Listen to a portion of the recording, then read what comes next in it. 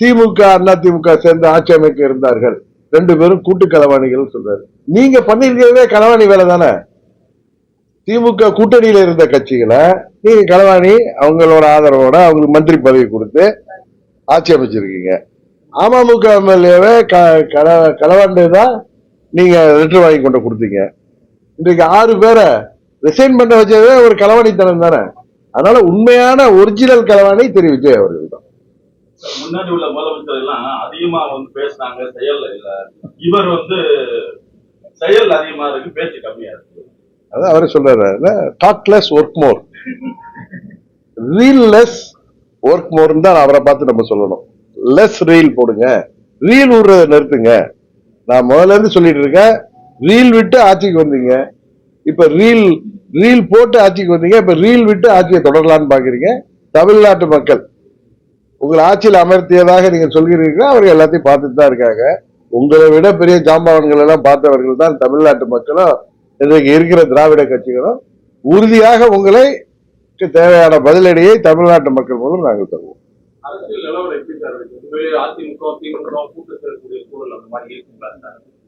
திமுகவும் அதிமுகவும் ஒன்னா வருமா, வர்றதுக்கு வாய்ப்பு இருக்கான்னு கேட்கிறீங்களா?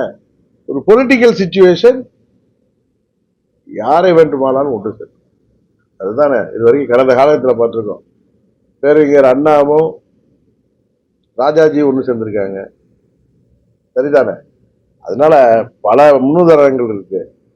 அதனால நீங்க இதையெல்லாம் இது நடக்குமா அது நடக்குமா இது கூடாதா அப்படிங்கிறது. இப்ப திமுக கூட்டணியில ஜெயித்த கட்சிகளை தன் பக்கம் இழுத்து, இல்ல அவர்கள் போய் ஆதரவு கொடுத்து அமைச்சர் பொறுப்புல தாவேகா கூட்டணியில இருக்கிறது நியாயம்னா எந்த கூட்டணியும் நியாயம்தான். சூழ்நிலை தான் முடிவு என்ன சூழ்நிலை தானே. விஜய் அந்த அளவுக்கு வல்லமை படைத்தவராக இருக்காரு. 2 பேரும் சேர்ந்துதான் அவரை வீழ்த்தக்கூடிய அளவுக்கான நிலை இருக்காரு அரசியல்ல. இந்த தேர்தல்ல அவர் 35% வாக்கு வாங்கியிருக்காரு, கரெக்டு தானே? எங்க கூட்டணி 23% வாங்கியிருக்கு, திமுக கூட்டணி அதை விட அதிகம் வாங்கியிருக்கு. நீங்க அப்படித்தானே பாப்பீங்க. அவரு இப்ப நீங்க 108 சீட்ல ஜெயிச்சிட்டதுனால நீங்க அவர் பலம் பொருந்திய கட்சின்னு பார்த்தா, அதை வீழ்த்துவதற்கான வீரத்தை எதிர்காலத்துல வருகிற தேர்தல்ல மற்ற கட்சிகள் எடுப்பதில் ஒன்றும் தவறு இல்லைல்ல. தொழில்துறையில ஹிண்டாய் கம்பெனி ஆந்திர கவர்மெண்ட் எதுவுமே கான்ட்ராக்ட் பண்ண மாட்டாங்க, பூராத்தையும் உண்மைதான் சொல்றது உண்மை. அவர்கள் இந்த ஆட்சி கவிழ்ந்து விடுமோங்கிற பயத்துல திரு விஜய் அவர்கள் இருக்கிறாரு. காங்கிரஸ் கூட அவங்க நம்புறாங்க, மற்ற கட்சிகளை நம்புவதற்கு பயப்படுறாங்க. அதனாலதான் அதிமுக எம்எல்ஏக்கெல்லாம் ரிசைன் பண்ணா இன்னும் ஒரு 4-5 மாதங்கள்ல மறுபடியும் ஒரு இது வந்துச்சுன்னா, நம்பிக்கையில்லா தீர்மானம் வந்தா இவர் எம்எல்ஏ அசம்பிளி ஸ்ட்ரென்த் கம்மியா இருக்கும். அப்ப இருக்கிறத வச்சு அது பெரும்பான்மை காட்டி விடலாம்ங்கிறதுக்காக தான் அவர் அதிமுக அவர்களை சதி செய்து ரிசைன் பண்ண வைக்கிறார். அது இந்த தேர்தலுப்பே இன்னைக்கு சென்னை தலைமை நீதிபதி தலைமையிலான அமர்வே நேற்று அது 5 தொகுதிகளில்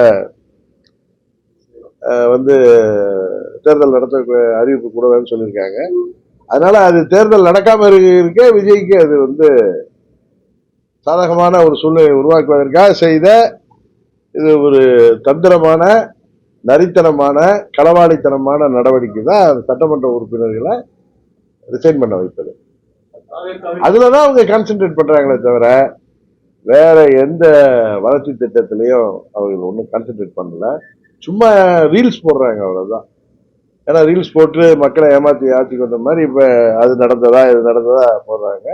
அவங்க உண்மையிலே இப்ப செயல்படுறது, கரூர்ல பேசியது இதெல்லாம் பாத்தீங்கன்னா, அவர் ஒரு தேர்தலுக்கு முன்பு பேசிய அதே ஸ்டைல்ல பேசுறதுக்கு காரணம் ஆட்சி கவிழ்ந்து விடுவோங்கிற பயத்துல, ஆட்சியை காப்பாற்றிக் கொள்ள வேண்டுங்கிற பயத்துலதான் செயல்படுறாங்க தவிர வேற தமிழ்நாட்டு வளர்ச்சி எதுலையுமே அவர்களுக்கு எந்தவித ஈடுபாடும் இருப்பதாக தெரியவில்லை. செய்திகளை உடனுக்குடன் தெரிந்து கொள்ள கீழ்கண்ட கேபிள் மற்றும் டிடிஎச் நெட்வொர்க்குகளில் எம்நாடு செய்தி தொலைக்காட்சியை காணுங்கள். பாதகம் செய்பவரை கண்டால் நாம் பயம் கொள்ளலாகாது பாப்பா. மோதி மிதித்து விடு பாப்பா, அவர் முகத்தில் உமிழ்ந்து விடு பாப்பா.